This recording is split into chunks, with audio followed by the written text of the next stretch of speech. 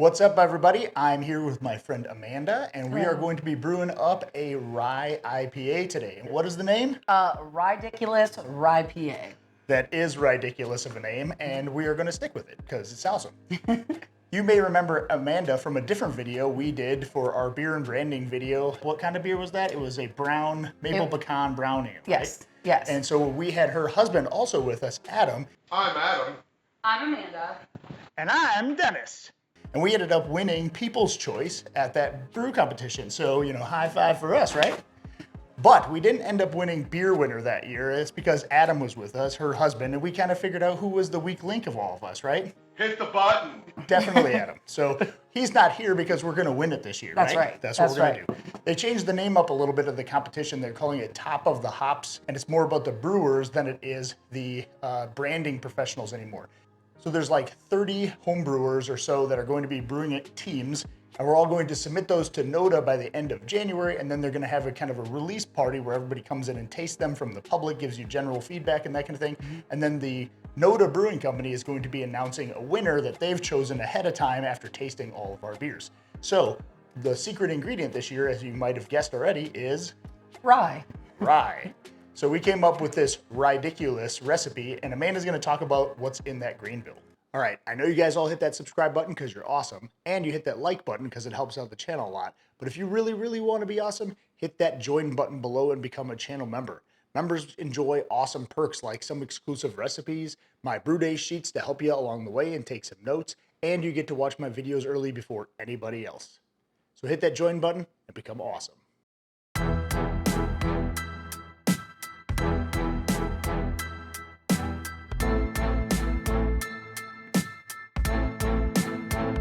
Our base malt is 7 pounds of 2-row. We, of course, have to use rye, so we're going to put 3 pounds of rye. That's a ridiculous amount of rye. Yeah, it is a ridiculous amount of rye. So we're going to go with 3 pounds of flaked rye. To get some great color in there, we're going to add a pound of Crystal 60 and then half a pound of Carapils for head retention. That's right. Sounds good. I think the rye will also help us with the head retention, but I was like adding a little bit of Carapils anyway. That seems like a pretty simple, clean grain bill. So we're going to get that milled up and we'll get mashed in here. We're shooting for a mash temperature of about 150. And we're doing that because I think some of these the malt flavors will come through, but we also want it to be a little on the drier side just to let some of these hops also shine through since this is a rye IPA. All right, our water's all heated up. We're going to go ahead and get mashed in. Amanda's going to do the honors of mixing it up.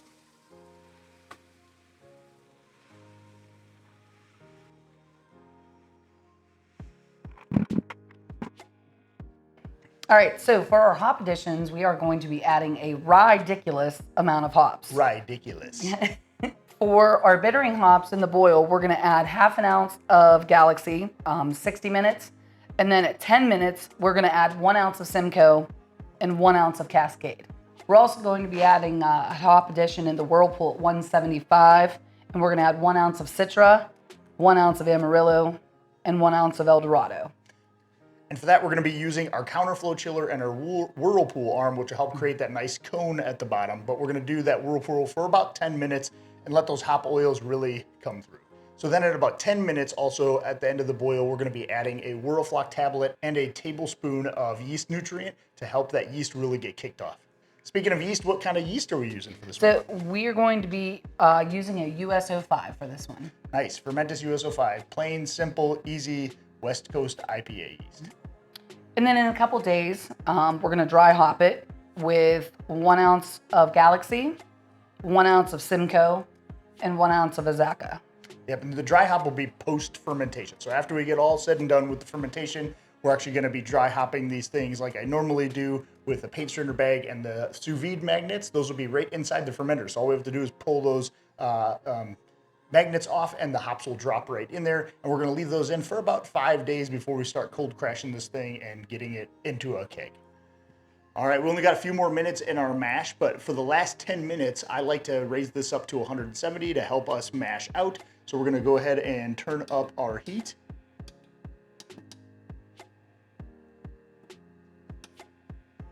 To 170, and we'll let that mash out. Once that is sat for about 10 minutes or so at that temperature, we're gonna go ahead and start raising this thing up and draining the grains. All right, now that Amanda spilled half of our beer on the table, I'm just kidding.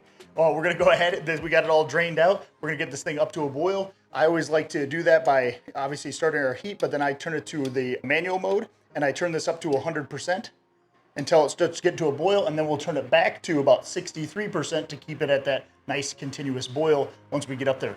And in the meantime, as it gets up there, we'll add the Firm Cap S in here, which will kind of help prevent boilovers, both when we're starting with the boil and when we add hops later on in the process. Okay, so we're up to boiling temperature, and we're gonna go ahead and start with our bittering hops, which is at 60 minutes, half an ounce Galaxy. So we have 10 minutes left in the boil, and we need to add the remaining hops for bittering. And we're gonna go ahead and add an ounce of Simcoe and an ounce of Cascade. We are also at this point going to add the yeast nutrients and the Whirlpool tablet into the last few minutes of the boil. All right, as we're getting close to the end of the boil here, I'm gonna go ahead and hook up our Whirlpool arm. This is gonna help us recirculate and make sure those pellet hops stay in the bottom and not get into our fermenter. So I'm just gonna have my line that I'm gonna recirculate after it comes out of my chiller, and we put this thing right on the edge of the kettle, just like that. Then when we turn this thing on later, it's gonna then recirculate in and spin this thing around in a circle, and we're gonna have a nice hop cone at the bottom rather than getting into our fermenter when we start pumping it in there. And as I mentioned before, we're gonna be using our counterflow chiller instead of a plate chiller because the counterflow chiller has a larger diameter and you're less likely to get a stuck pump or a plate chiller when you have even pellet hops can clog one of those things. So Clawhammer also sells, in addition to this Whirlpool arm, they sell a counterflow chiller that you can purchase on their website. I'll have links to all that stuff in the video description below. All right, so we're getting to the end of the boil now. I'm gonna go ahead and shut off the heat for right now, but I'm gonna turn it back to automatic, and I need to turn this to 175 degrees. And the reason we're doing that is because we're gonna do our Whirlpool with our Whirlpool hops. So we're gonna keep that there, and we're gonna turn on our water to start recirculating. We're gonna open up our valve on the front, and then we are gonna start our pump.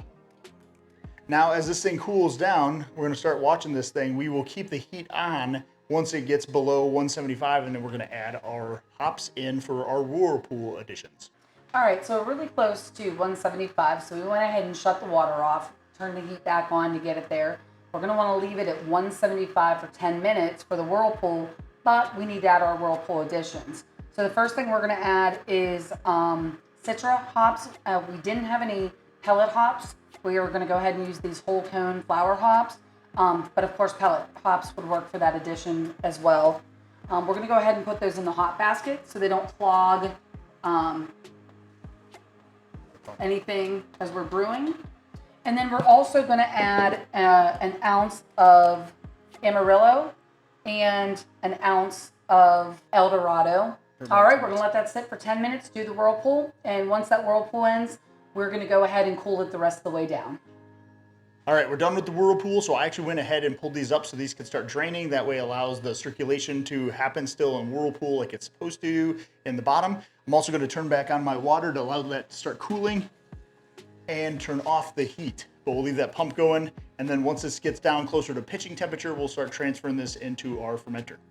All right, guys, so that's the brew day. We ended up just a little bit lower than our original gravity expectation. It was supposed to be at 1.055, 1055, but we ended up at 1.053, just a couple points low, not a big deal. The volume was also a little bit low, so I probably did have a little bit less efficiency with this batch for one reason or another. Could have been just lack of stirring in the mash or even the mill. Could have been crushed a little bit more, maybe a second crush, but that happens sometimes. So no big deal. We're really, at the end of the day, just making good beer. So I'm gonna let this thing cool down. I'm gonna go ahead and pitch that US-05 yeast in there. And then once fermentation is complete, we're gonna go ahead and dry hop. Again, pulling those magnets off of the dry hop sack that's in our fermenter currently. We're gonna let that sit for another 5 days before we cold crash and then eventually transfer this beer and then get it carved up, and then we'll be back to taste it. We'll see how Ryediculous this beer really is.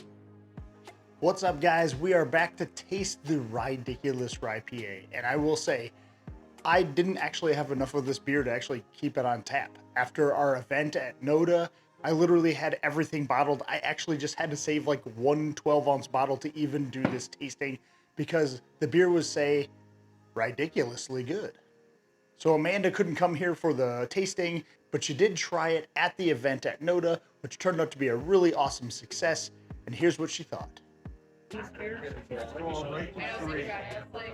you think? I like it. Is it good? It's very good. Is it ridiculous? It is Ryediculous Rye IPA. Yes. I love it. But I'm gonna go through this thing with you guys, so let's pour one and find out how it turned out.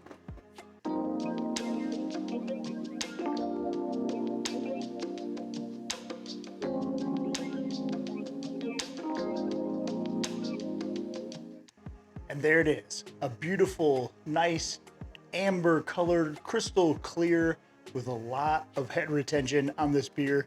It is amazing. And as you recall, we put a ridiculous amount of hops. And that's what you get in this aroma. You get some of those kind of citrusy, orangey, and even spicy aromas from those hops. They are fantastic. Let's go in for the taste.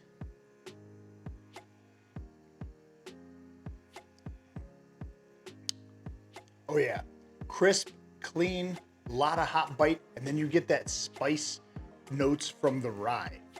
It is a great all-around beer, and I love using rye for that head retention. Look at that, we put a little Carapils in there too, and that just sticks around all day long. But how did we do in the Noda competition for top of the hops? Our friends Adam and Jeremy, who teamed up together and brewed a wee heavy using 3 different types of rye, well, they actually pulled the top prize and are going to be brewing their beer at Noda this coming year. So congratulations to them. Congratulations to Adam. You're not the weakest link. But as he would say, make sure you hit that like and subscribe button. Hit the button. Leave any comments below. Happy brewing and cheers. Hey, thanks for watching my video. You're awesome. You want to be even more awesome? Hit that join button and become a member. You'll get exclusive members-only recipes and other perks like Brew Day sheets, and watch my videos early as they drop before anyone else. So hit that join button below, become a member, and be awesome.